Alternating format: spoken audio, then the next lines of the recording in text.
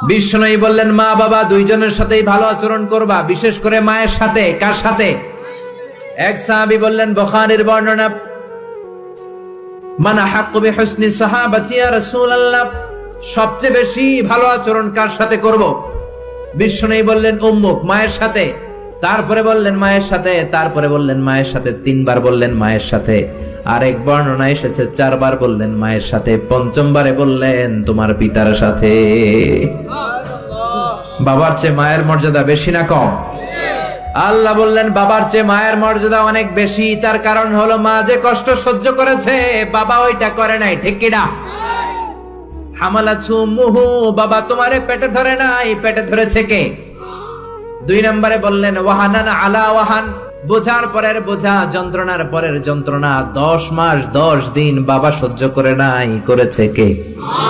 তিন নম্বরে বললেন ওয়াফিসালুহু ফি আমাইন, 2 বছর বাবা দুধ খাওয়ায় নাই, দুধ খাওয়ালো কে? 2 বছর আপনি দুধ খাইছেন, তার মানে কত লিটার দুধ আপনি খেয়েছেন, কত গ্যালন, কত গ্লাস দুধ আপনি খেয়েছেন, কোনো হিসাব আছে? বিশ্বনবী ধমক দিয়ে বললেন লাউ কাতাআতা জিলদাক, জিলদ মানে কি? চামড়া। লাউ কাতাআতা জিলদাক, তোমার চামড়াগুলো কেটে রোদে শুকিয়ে যদি মায়ের পায়ের 2টা জুতা বানিয়ে দাও, ওই যে ছোট্টবেলায় 1 ঢোক দুধ তুমি খেয়েছিলা, ওই একটা ঢোক দুধের শোধ আদায় হবে নাকি? মায়ের দুধের শোধ আদায় হবে? জোরে বলেন আদায় হবে? আদায় হবে। যেদিন আমাদেরকে জন্ম দিলেন কতটা কষ্ট সহ্য করেছেন, মনোযোগ দিয়ে শোনেন। মেডিকেল সায়েন্টিস্টরা বলে কোন সুস্থ মানুষ তার দেহে 45 ইউনিটের বেশি ব্যথা সহ্য করতে পারে না। একজন তাজা সুস্থ মানুষ তার দেহে 45 ইউনিট পেইন একবারে সহ্য করতে পারে।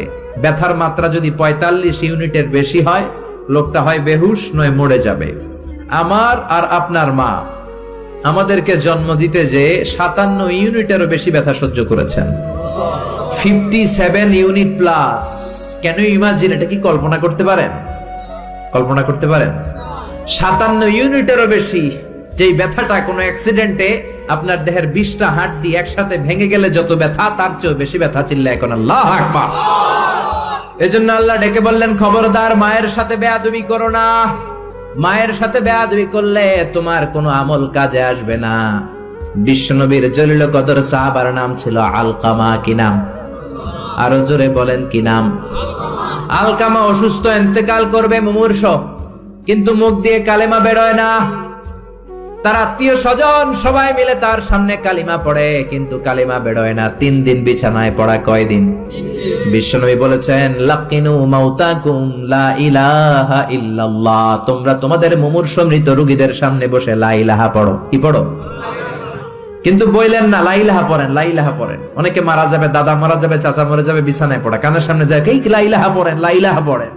এরকম জোরাজুরি করবেন না, তার রূহ বেরোচ্ছে, এমনিই তো একটা জ্বালা। আবার যদি আপনি চাপাচাপি করেন, সে যদি বলবে শোনা পড়ুন না, ঝামেলা আছে না নাই? এজন্য বিষ্ণু বললেন জোরাজুরি করো না, কানের সামনে যে আস্তে আস্তে তার সামনে যে পড়তে শুরু করে দাও লা ইলাহা